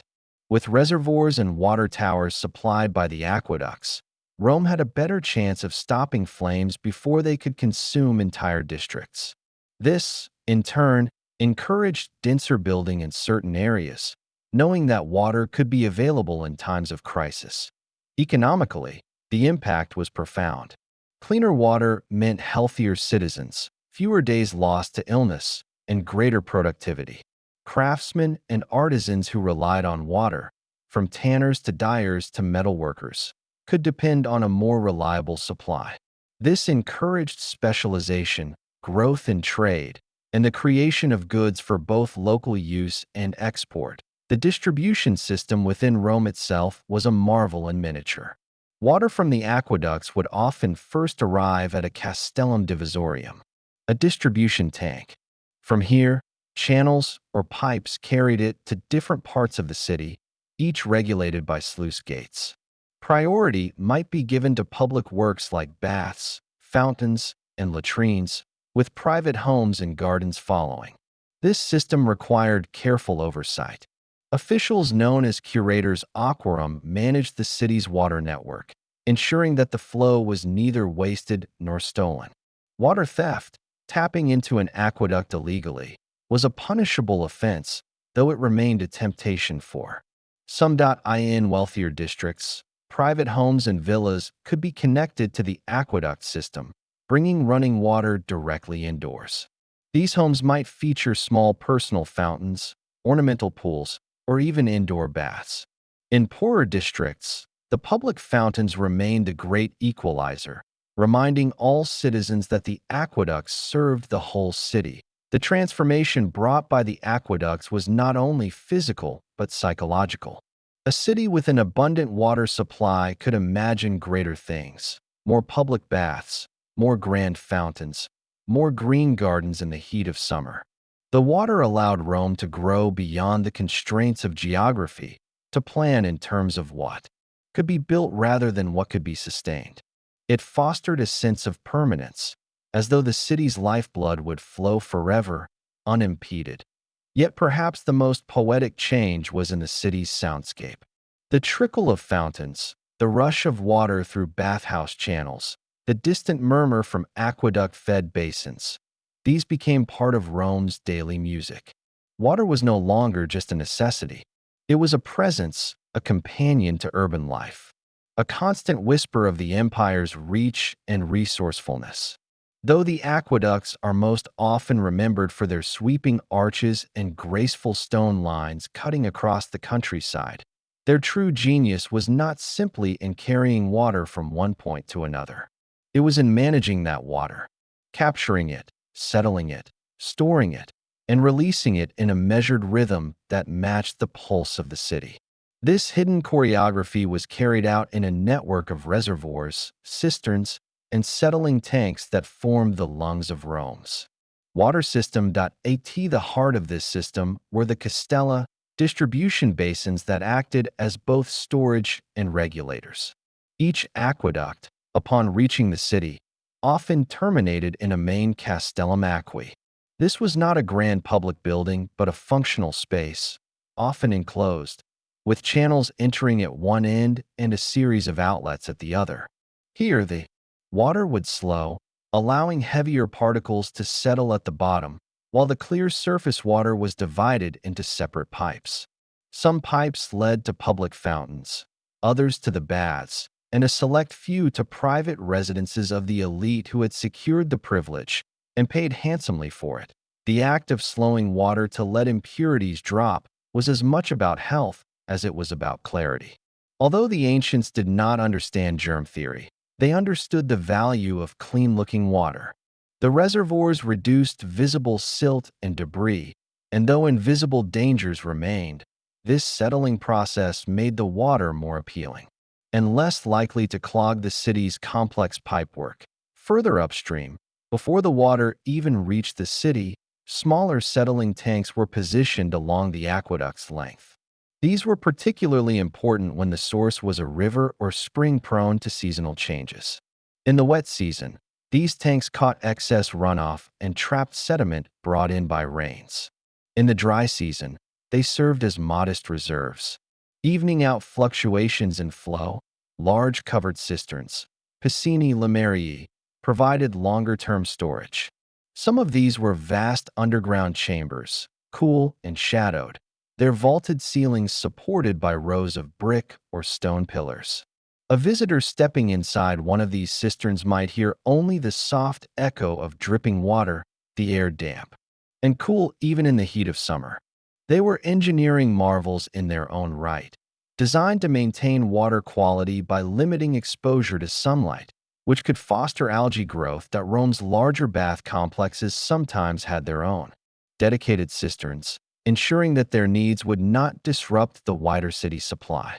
In the baths of Trajan, for instance, water was drawn from an aqueduct, settled in massive tanks, and then distributed across the complex in a carefully planned sequence. First to the caldarium, hot baths, then to the tepidarium, warm baths, and finally to the frigidarium, cold baths. The order mattered. The warmest rooms were fed first, so that by the time water reached the cooler spaces, it had naturally lost some of its heat, wasting nothing. The operation of these reservoirs and tanks followed a daily rhythm, almost like the breathing of a living creature. At night, when most citizens slept and demand dropped, the flow could replenish storage tanks and fill cisterns to their brims. By morning, as bakers lit their ovens, as the first bathers arrived, and as fountains became meeting places, the stored water was steadily drawn down. By midday, reservoirs might be half empty, only to be filled again in the quieter hours before dusk. Maintaining this balance required constant vigilance. If too much water was released too quickly, a neighborhood might enjoy an hour of generous flow before facing shortages later in the day. If too little was allowed through, public fountains might sputter and lose their steady streams, leading to frustration among those who depended on them for cooking, cleaning, and drinking. Occasionally, nature disrupted the rhythm. A week of heavy rain might swell the sources and overwhelm settling tanks, sending cloudy water into the city. Conversely, a summer drought might slow the flow to a trickle, forcing officials to impose restrictions. During such times, the reservoirs were both saviors and symbols of scarcity. People knew that behind the locked gates of certain cisterns, precious reserves sat waiting, enough, perhaps, to sustain the city a few more days, and this knowledge made the guardians of the water system both respected and quietly resented. Reservoirs also served a defensive purpose. In times of siege or civil unrest, the city could close certain distribution points and rely on stored water to outlast its enemies. Though Rome rarely found itself in such desperate situations in its prime, the principle of safeguarding reserves remained part of the aqueduct philosophy. Never allow every drop to run free without thought for tomorrow. Not all reservoirs were purely functional. In wealthier districts, some were integrated into decorative landscapes. Imagine walking through a shaded garden, hearing the gentle trickle of water into a marble basin, not realizing that the basin was in fact the top of a concealed storage tank. Wealthy patrons might commission such designs both to enjoy the sound and sight of flowing water and to subtly display their private control over a precious resource. The care of these reservoirs was a specialized task. Workers had to drain and clean them periodically, scraping away layers of sediment that settled over months or years. This was dirty, exhausting work, often done in dim light with the smell of damp stone all around. Yet it was necessary. Without this upkeep, the efficiency of the whole aqueduct system could be compromised in many ways. The reservoirs were the hidden strength of the Roman water network. They lacked the grandeur of the arches, the public visibility of the fountains, and the social buzz of the baths. But without them, Rome's water supply would have been erratic and unreliable. They were the quiet buffers between nature's unpredictability and the city's insatiable thirst. And so, as the sun set over Rome and the aqueducts continued their unending delivery, the reservoirs lay in their stillness, holding back just enough for the needs of tomorrow.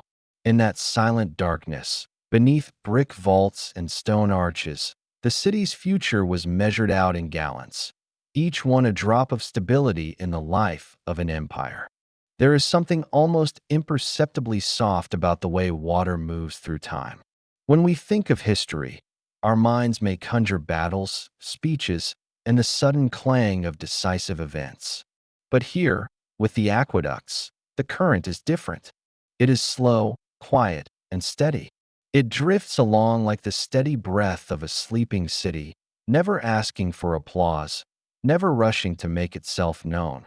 The Romans, for all their grandeur and flair for spectacle, seemed to understand that some of their greatest achievements were not meant to roar, but to murmur. The aqueducts were among these.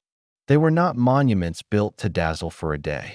They were arteries laid through stone and earth, designed to pulse with life for generations, perhaps centuries. And so, the gentle current of history flowed, not in sudden waves, but in a slow and patient stream. Imagine, for a moment, standing beside one of these arches on a still morning. The countryside stretches around you, dotted with olive groves and cypress trees. The sun is low, painting the stones in shades of honey and pale gold. Somewhere, hidden within the stonework, water moves, unseen but present. You cannot hear it unless you press your ear to the wall, and even then, it is no more than a faint rush, like distant rain on a tiled roof. This was the music of Rome's survival. The water that arrived here had already traveled a long way, from springs nestled in the hills, through carefully carved channels, over valleys, under hills, across plains. The engineers who plotted its course did so with the same patience water itself has. They measured gradients so gentle that the descent could be almost imperceptible, and yet, over dozens of miles, the water would arrive precisely where it was needed that as centuries passed. The people who built these systems vanished into the folds of history. Their names were not all carved in marble. Most were lost entirely. And yet, the aqueducts kept working. Through changing emperors, through civil wars, through the slow shifting of political borders, the water still came. Sometimes the flow was interrupted. An earthquake here, a siege there. But the Romans, or those who inherited their cities, always found a way to mend the stone arteries, at least for a time. And then, the decline came. Not in a dramatic collapse, but in the same quiet pace that had once brought the water itself. As Rome's power faltered, so too did the maintenance of her aqueducts. Sections fell into disrepair. Channels became clogged with silt. Lead pipes corroded.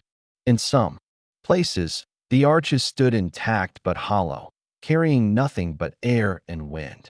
People found other ways to survive, drawing from wells, fetching water from rivers, and the aqueducts faded from necessity into memory. Yet, even in their half-ruined state, they refused to disappear. Farmers planted crops in the shadow of their arches. Shepherds rested in their shade at noon. Travelers used them as landmarks, knowing that if you walked along the line of an aqueduct, you would eventually find your way back to a road or a city. Birds nested in the cracks of their stones. Moss crept into their seams. Centuries passed. In some towns, the ruins were cannibalized for building materials. Blocks of stone hauled away to make churches, bridges, or fortifications. In others, the aqueducts were simply left as they were, timeless skeletons of an age when water had been drawn across the land like a silver thread. Today, we can still find them. Some still carry water, astonishingly, their ancient channels patched and adapted for modern needs. Others stand purely as monuments, their arches framing the sky, their shadows stretching long in the late afternoon light. Tourists take photographs, but the aqueducts themselves remain indifferent. They have been here for 2,000 years. They will be here long after the camera shutters fall silent. The gentle current of history is not measured in the noise it makes, but in the persistence of its flow. The aqueducts teach us this. They remind us that human achievement does not always reside in the spectacular and the sudden. Sometimes it lives in the quiet, steady work of carrying life from one place to another, day after day, century after century. That if you close your eyes now, you might hear it, the faint, steady trickle of water making its way through stone. Not in haste, not in fear of time running out, but in the calm assurance that every drop matters. This is how Rome quenched its thirst, and how the memory of that thirst and its answer still flows softly into our own age. There is a certain kind of silence that falls over a work site when the stones begin to rise higher than a man's head. On the ground, conversation is easy. You can speak while hauling a basket of mortar or setting a block into place. But as the work climbs upward, as scaffolding grows like a wooden forest and ladders lean at impossible angles, words become fewer, replaced by the quiet concentration of those working above the earth, building an aqueduct's arcade. The long, elegant lines of arches that would one day march across valleys and plains was a task that tested every skill the Romans had. The stones could not simply be stacked. They had to interlock, each shaped with precision so that the weight above would press evenly against the curve, locking the structure into strength. The masons worked with chisels that sang when struck by hammers, each note ringing differently depending on the grain of the stone. They learned to read the material by sound, stopping when a strike revealed a hidden flaw, shifting to a better block. Beside them, laborers hoisted each stone upward, using a system of pulleys, ropes, and wooden cranes. The machinery creaked and groaned under the weight, but the ropes, thick with tar and twisted fiber, held firm. From below, the rising arches must have seemed almost magical. Each began as a gap, framed by wooden sintering, a temporary skeleton of beams and planks. Slowly, stone by stone, the curve took shape, closing in at the top until the final keystone was set. When that last piece slid into place, the arch became self-supporting, the wood beneath no longer necessary. Yet the carpenters did not remove it immediately. They waited, sometimes days, allowing the mortar to cure, letting the stone settle into its permanent marriage with gravity. One by one, the centering frames came down. The arches stood alone, their empty spaces framing views of distant hills, olive groves, or winding dirt tracks where carts rattled past.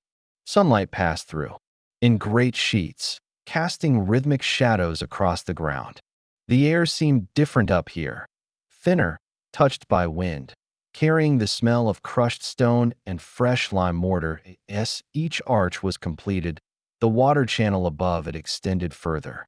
This was the hidden heart of the structure, the place where the real work of carrying water happened. The channel itself was often lined with waterproof cement, smooth to the touch, so that the flow would meet no resistance. Sometimes, narrow inspection walkways ran alongside, allowing workers to check for cracks or blockages long after the aqueduct had begun its service.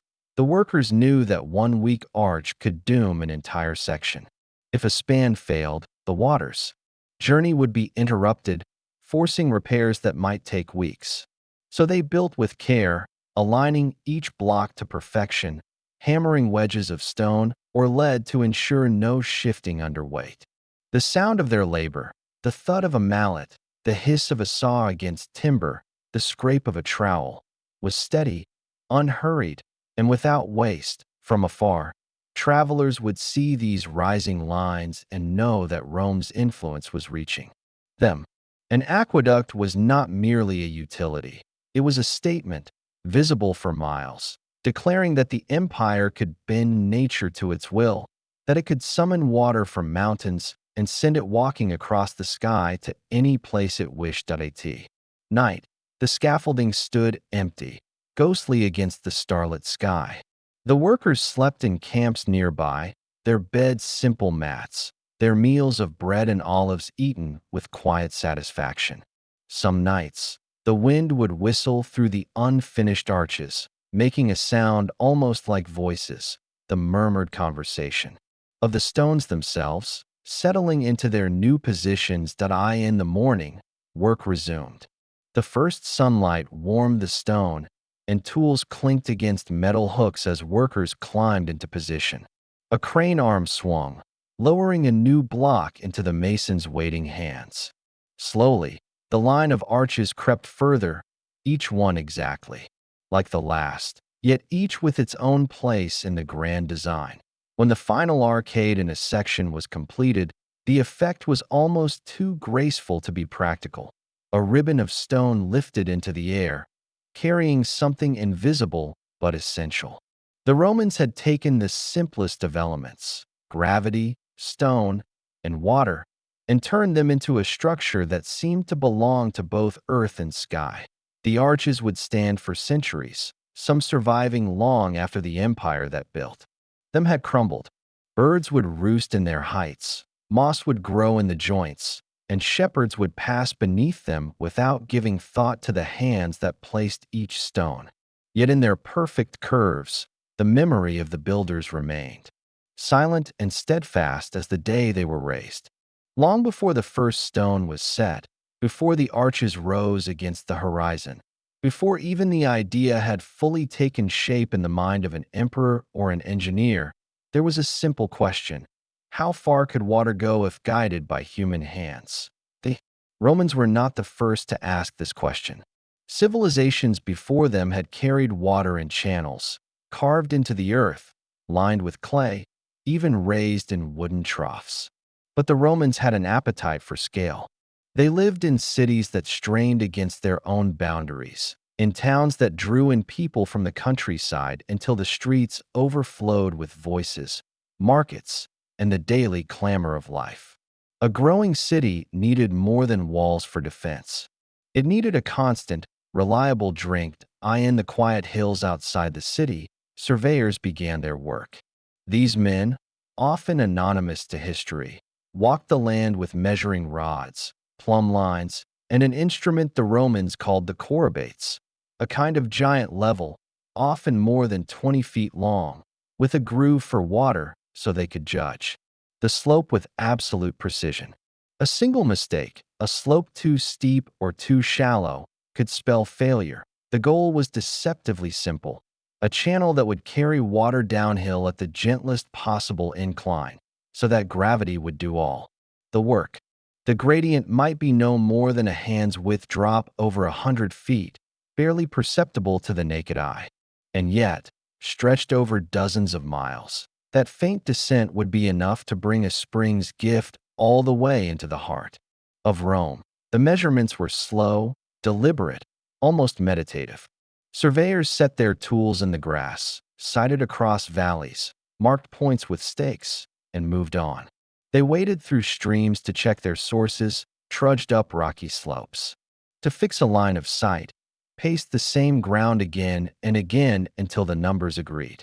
At night, they camped under the stars, their instruments stacked neatly beside the fire, the faint smell of oiled wood and iron rising into the cool air. Once the path was chosen, engineers began to imagine the journey itself, the places where the water would run openly in stone channels, the sections where it would tunnel through hills, the long strides of arches across valleys. Each choice was guided by the same principle: maintain the flow, steady and unbroken. No matter the terrain, some stretches of the route would lie hidden from view, deep in covered conduits lined with the cement the Romans called pozzolana, a volcanic ash that hardened even underwater. Other stretches would be raised high above the land. The channels carried on graceful arcades of stone. The Romans understood that beauty was not the aim, but it was welcome. The aqueducts became part of the landscape, their rhythm of arches echoing the contours of the hills. Before construction began, the work site was silent but charged with anticipation. Stones lay in neat stacks. Timber frames for scaffolding were lashed together and ready. The air carried the faint metallic scent of freshly worked iron from the blacksmiths who had shaped chisels and nails. And then, one day, the first blow was struck. Pickaxes bit into soil. Shovels scooped earth into wicker baskets. Masons laid the first foundation stones, squaring them against one another until they sat perfectly true. Every few paces, surveyors checked their lines again. The gradient had to remain flawless.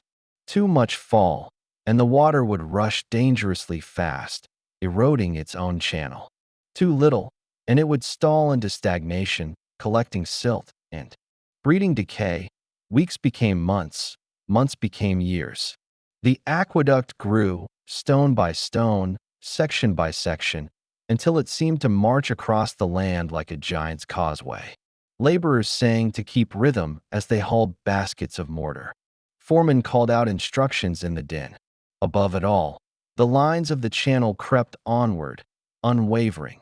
When the final section was completed, there was no grand switch to turn, no sudden roar of water like the breaking of a dam. The moment was quieter. Far upstream, at the source, workers eased the first stones aside, allowing the spring water to enter the channel. Slowly, invisibly, the water began its journey, sliding along the carved path, through shadowed tunnels, over open arcs, past watchful sentries who stood in the sun to see the arrival of something miraculous. And then, in Rome itself, the first drops emerged. They spilled into a basin, cool and clear, and were met with cheers from the gathered crowd. This was not the thunder of victory in battle, nor the pomp of a triumphal parade. It was the relief of thirst quenched, of days made easier, of lives extended. The aqueduct had begun its work. From that day forward, the flow was constant. It did not pause for festivals or politics. It ignored the shifts of fortune in the forum, the quarrels in the Senate. Through the quiet hours of the night, it moved without witnesses, feeding fountains that murmured in the darkness, ready for the morning when the first citizen would lean down to cup a drink. The measuring was done. Now, but the flow continued, an invisible, steady line connecting past and future, written not in ink or stone, but in water. Once the aqueduct was completed and the water began its endless journey into the heart of Rome, a new chapter began, one less dramatic than construction, but no less important. If the arches were the bones of the system and the water its lifeblood, then the people who cared for it were its steady, unblinking eyes. These were the curators aquarum, the overseers of water, and under them, teams of skilled laborers and inspectors whose work ensured that the gift of clean water would not be squandered in the early hours of the morning. Before the city's streets grew crowded and the scent of baking bread drifted from the bakeries, the aqueduct wardens were already walking their routes. Some took the long, elevated paths beside the arches, carrying small leather pouches of tools. Others inspected the Castellum Aquae, the great water distribution towers where the flow was measured, divided, and sent toward fountains, baths, and private homes. These towers were quiet at dawn, the water whispering through sluices and settling into basins. But the men who worked here were always listening for change. Their ears were attuned to the voice of water. They could hear when the pressure shifted, when the splash in a settling tank sounded different, when a spout ran thinner than usual. To the untrained, it might seem a trick of perception, but to them, these small variations could mean the difference between uninterrupted service and a week of repairs. Farther upstream, along the countryside stretches of the aqueduct, patrols moved with a slower pace. Here, the structure rose and fell with the landscape, at times marching high above fields, at times disappearing underground in covered conduits. In these quiet places, the wardens often walked alone, their sandals pressing soft patterns into the dust. They would stop to inspect mortar joints, scrape away moss, or clear the odd twig that had found its way into the channel. Once or twice a month, larger maintenance crews gathered at predetermined points to carry out more serious work. These were not haphazard repairs. They were organized with military efficiency. Stone masons would reseat a displaced block, plasterers would reline a section of the channel, and cleaners would flush debris through by temporarily increasing the flow. Each worker knew his role, and there was an unspoken understanding that the aqueduct's reliability was as critical to Rome's survival as its roads or its legions that in the city. Another group of guardians kept watch, the fountain keepers. Each public fountain, no matter how simple or ornate, was more than just a convenience. It was a visible promise from the state to its people.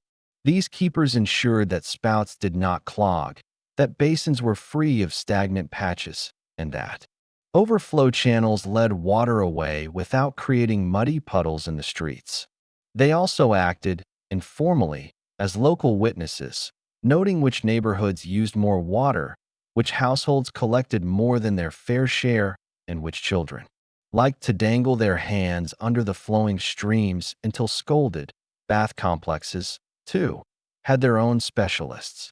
The great thermae, places like the baths of Caracalla or Diocletian, consumed enormous volumes of water each day. Aqueduct-fed cisterns filled their pools, fed their steam rooms, and cooled their gardens. Engineers in these complexes monitored intake pipes, regulated flow between hot and cold rooms, and made sure no section of the bath ran dry during the busiest hours.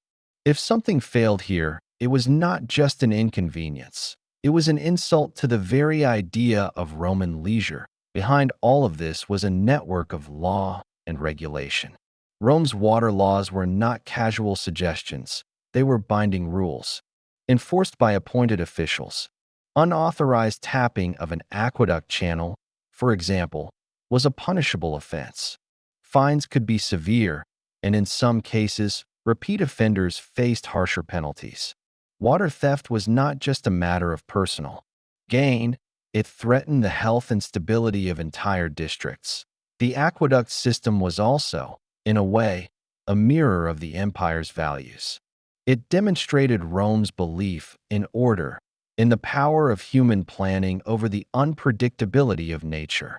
But it also revealed a certain fragility, the knowledge that even the mightiest city could falter if its lifelines were neglected on certain days, especially during long stretches without rain. The curator's aquarum would meet with the city's magistrates to discuss conservation measures. These might include reducing flow to ornamental fountains or restricting private supply to ensure the baths and bakeries remained operational.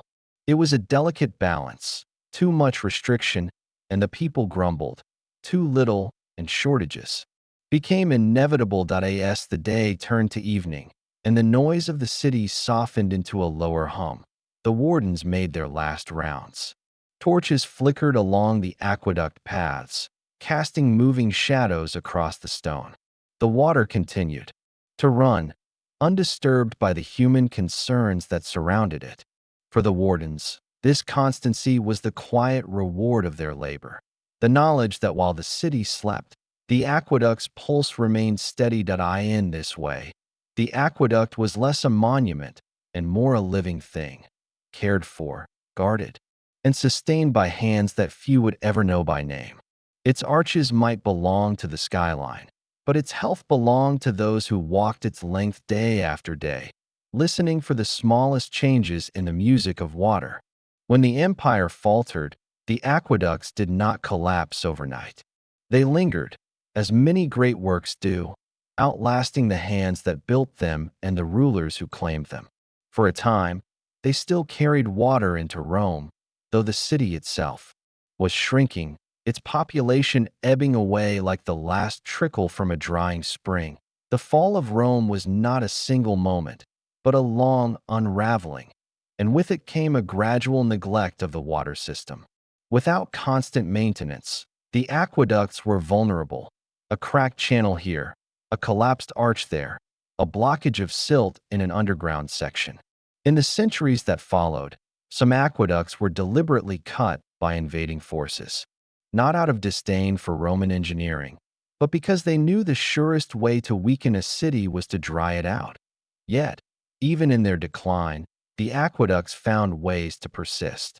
In some places, sections of the ancient conduits were repurposed, their arches used as foundations for houses, their channels turned into roads, their stones quarried for new churches and fortifications. A few were patched and kept running, supplying monasteries, estates, or small towns that clung to the old ways. In the medieval imagination, the aqueducts were not merely practical remnants. They were monuments to a mysterious past. Travelers marveled at the endless lines of stone arches marching over the landscape, their purpose not always clear to eyes untrained in the works of antiquity. Some saw them as the work of giants, others as the handiwork of vanished gods. By the Renaissance, curiosity about these structures bloomed again. Scholars pored over ancient texts, trying to match descriptions to the weathered remains they saw in the countryside. Engineers studied their gradients and construction methods, often with awe at the precision achieved without modern tools. The idea that you could tilt a channel so gently that water would flow for dozens of miles without losing momentum was as impressive to a 15th century mind as it had been to the Romans themselves. The rediscovery of aqueduct engineering inspired new works. In growing cities like Florence and later Paris, the idea of bringing in clean water from distant springs felt not just practical but noble, a mark of civilization.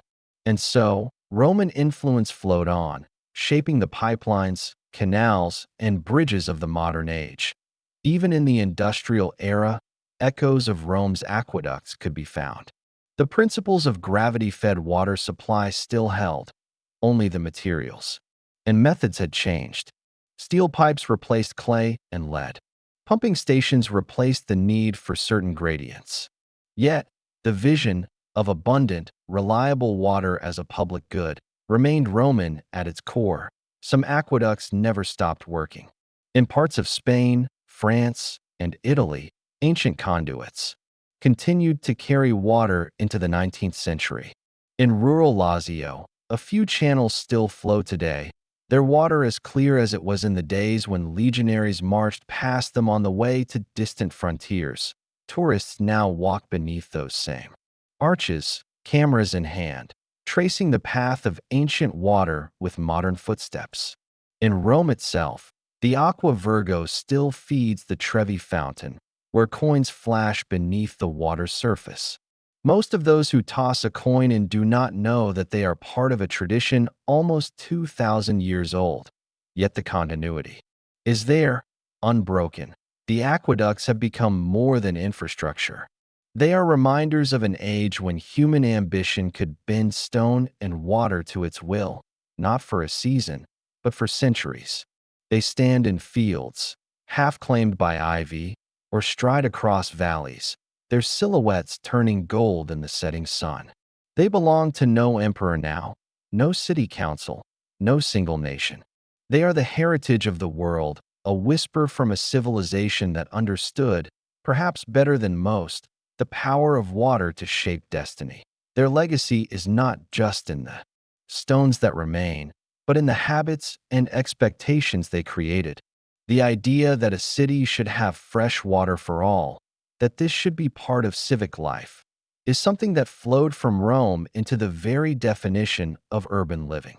And in that sense, every tap that runs clear in the modern world owes something to those ancient arcs of stone. To understand the Roman aqueducts, it is tempting to focus on the grand images, the majestic lines of arches marching across a valley, their shadows stretching long in the afternoon sun, the sparkle of water tumbling into a marble basin in the heart of the forum, the mosaics of bathhouses glittering under the steam, while patrons spoke in low, relaxed voices. These are the images that survive in tourist photographs and postcards, the romantic remains of a practical wonder. Yet behind these scenes of elegance lay a kind of gritty genius. The aqueducts were not conjured out of thin air, nor sprung from the mind of a single master architect. They were the work of surveyors who squinted into the glare of the sun, engineers who calculated gradients with astonishing precision, laborers who swung hammers and hoisted stone, and countless unnamed hands that made the vision possible. In a way, the aqueducts were an experiment in human persistence as much as in engineering. They were built to last centuries, but they began as lines in the dirt, careful marks laid out by men with rods, levels, and an intimate sense of the land's shape. The Romans, for all their technical genius, could not simply set their aqueducts to run downhill from point A to point B without careful planning. The land was stubborn. Hills blocked the path. Valleys plunged too deeply. Rivers twisted and rose and fell. And yet, the water had to flow without stopping, without pumping, relying solely on gravity. The solution lay in the art of surveying, a skill so refined that, even without lasers or modern instruments, Roman surveyors could achieve a gradient as delicate as 1 part in 1,000. That is to say, a drop of just 1 meter for every kilometer of distance. The slightest miscalculation could leave the water stagnating in its channel or rushing too quickly and damaging the works. To achieve this perfection, the surveyors used tools such as the groma for measuring straight lines and the courbates, a kind of wooden bench with plumb lines, or a water trough to ensure level surfaces. They walked the intended path, adjusting it to the contours of the land, sometimes accepting detours of many kilometers to avoid a deep valley or a stubborn hill. When a valley could not be avoided, there were choices to be made. One could build the aqueduct high on stone piers, creating the sweeping arcades that still inspire awe today. This method was expensive and labor-intensive, but had the benefit of permanence. Alternatively, the Romans could dip the channel underground, constructing an inverted siphon, a sealed pipeline that would carry water down one side of the valley and up the other, relying on the pressure created by the descending water to push it up again. In such cases, the Romans employed lead pipes, clay pipes, or even stone blocks drilled through with a narrow bore, each fitted carefully together to prevent leaks. For tunnels, the work could be even more challenging. Imagine a hillside with a channel that needed to pass through it. The Romans did not simply start digging at one end and hope for the best. Instead, they sank vertical shafts along the intended route, sometimes dozens of meters deep, then dug horizontal passages from these shafts to meet one another. This allowed multiple teams to work simultaneously, speeding construction, but it required a staggering degree of accuracy. Each team's tunnel had to meet its neighbors at precisely the right point and elevation. Any mismatch could spell disaster. The materials used in construction reflected the Romans' talent for blending practicality and innovation. The channels were often lined with opus signinum, a waterproof mortar made from crushed terracotta and lime, which resisted seepage. Where bridges or arcades were needed, they relied on pozzolana concrete, a volcanic ash that, when mixed with lime and water, could set even underwater, giving the aqueducts a durability that astonishes modern engineers. The outer surfaces might be faced with carefully cut stone, both to protect the structure and to give it the dignified appearance befitting a work of the empire. Maintenance was never an afterthought. Inspection shafts were built into the underground stretches so workers could enter and remove debris or repair cracks. Channels were designed with settling tanks at intervals, where sediment could drop out of the flow before continuing downstream. Gates and sluices allowed sections to be drained for cleaning. The Romans knew that an aqueduct was not simply built and left to run. It was a living system, one that required constant care to keep the water pure and the flow steady. But perhaps the most astonishing thing about Roman aqueduct construction was the scale. Take, for instance, the Aqua Marcia, begun in 144 BCE. It ran for some 91 kilometers from springs in the Anio Valley, bringing water of such purity that it was prized for drinking above all others. For much of its length, it ran underground. But in its final approach to Rome, it crossed the Campagna on a line of arches that still stand today. Building such a work required thousands of laborers, including skilled stonemasons, unskilled workers carrying baskets of earth, carpenters shaping wooden forms, and oxen hauling materials from miles away. The cost and human effort was immense. Some of the labor was provided by paid workers, but much came from soldiers on engineering duty, slaves captured in Rome's conquests, and convicts sentenced to public works. These men worked in the dust and the heat, shaping the very arteries through which Rome's lifeblood, its water, would flow. For them, the aqueduct was not an abstract wonder, but the stones they lifted each morning, the mortar they mixed, the cuts on their hands, the ache in their backs. When the final stones were set and the sluice gates opened, the flow of water was more than a triumph of engineering. It was proof that Rome could master the physical world. Valleys, hills, and distance were no longer barriers. Water, the most elusive of resources, could now be summoned across miles to serve the needs of a city that refused to be limited by its geography. The aqueducts stood, and still stand, as monuments to a certain Roman mindset, that no problem was too large, no obstacle too fixed, if only the will and the work could be found to overcome it. And yet, for all their monumental arches and careful stonework, the aqueducts worked silently. There was no roaring of engines, no clanking of pumps, no human power endlessly turning wheels. Just the soft, eternal sound of water flowing in the dark, falling ever so slightly toward its destination. It was engineering made invisible, a magic trick whose secret was patience, gravity, and the slow mastery of stone. Imagine Rome at the height of its glory, the bustling markets overflowing with the scent of fresh bread, olives, and spices from across the Mediterranean. Picture narrow streets alive with the clatter of sandals, the soft rustle of linen togas, and the steady hum of conversation in a dozen dialects. Now, imagine that same city of over 1 million souls with no dependable way to bring in clean water.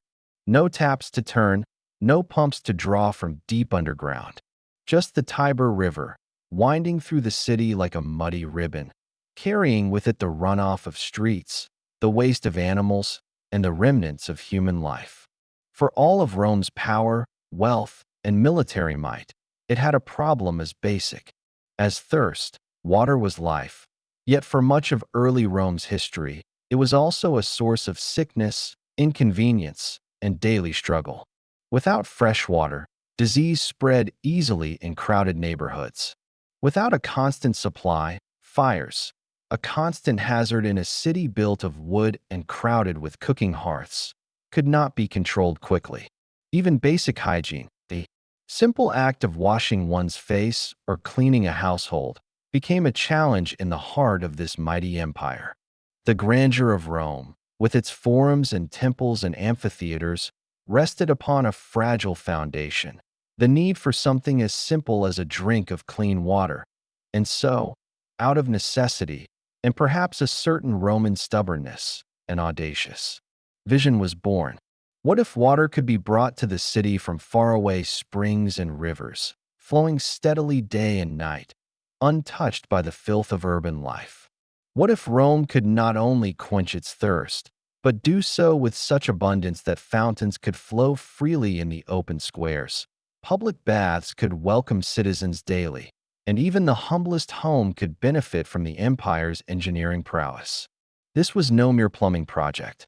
It was the beginning of one of the greatest feats of civil engineering in human history.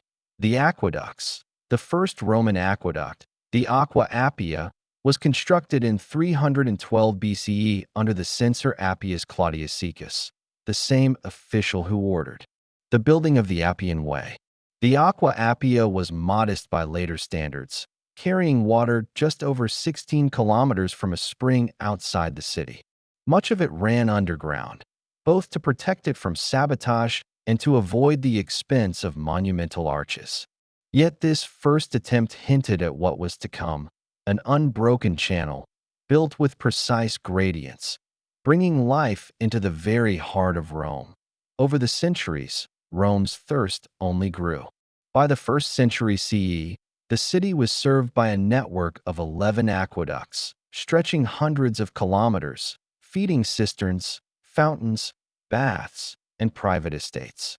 These were not hidden pipelines. They were public statements of power.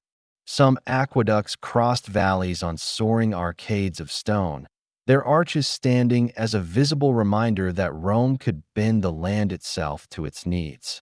Others tunneled through hills or disappeared beneath city streets, a quiet, constant flow beneath the feet of busy citizens that's easy, now, to see the aqueducts as inevitable. But in their time, they were revolutionary. They required a mastery of surveying, a deep understanding of hydraulics, and a labor force numbering in the tens of thousands. Rome had no lasers, no steel machinery, no modern concrete mixers, yet they carved channels to exact tolerances, achieving gradients so slight they seemed invisible to the eye. In some stretches, the water dropped no more than a few centimeters over 100 meters, yet it flowed endlessly, drawn forward by the patient pull of gravity. The challenge was immense, not just building the aqueducts, but maintaining them. Leaves and silt could clog the channels. Lime deposits could narrow them over time, reducing flow.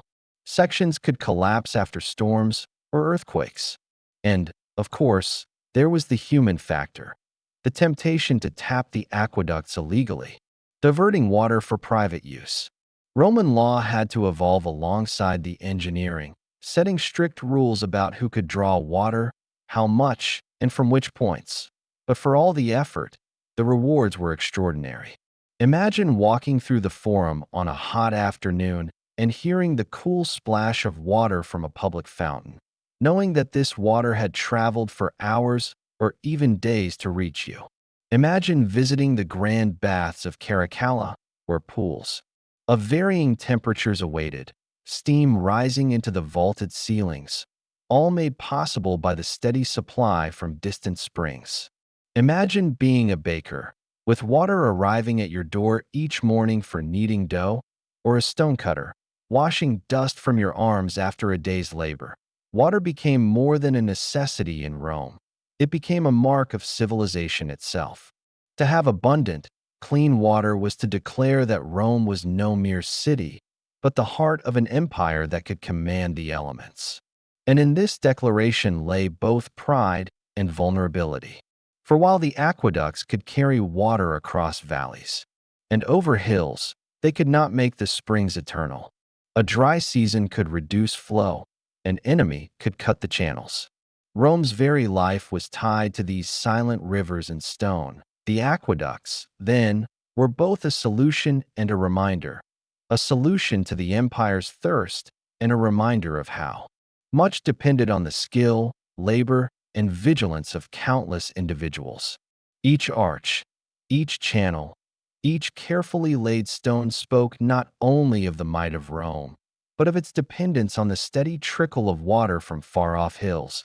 And so, as you picture those graceful arcs silhouetted against the Italian sky, let your thoughts slow to match the pace of the water itself, unhurried, constant, and enduring. Rome's story, like the flow through its aqueducts, was built drop by drop, moment by moment, sustained by the simple miracle of movement from source to city.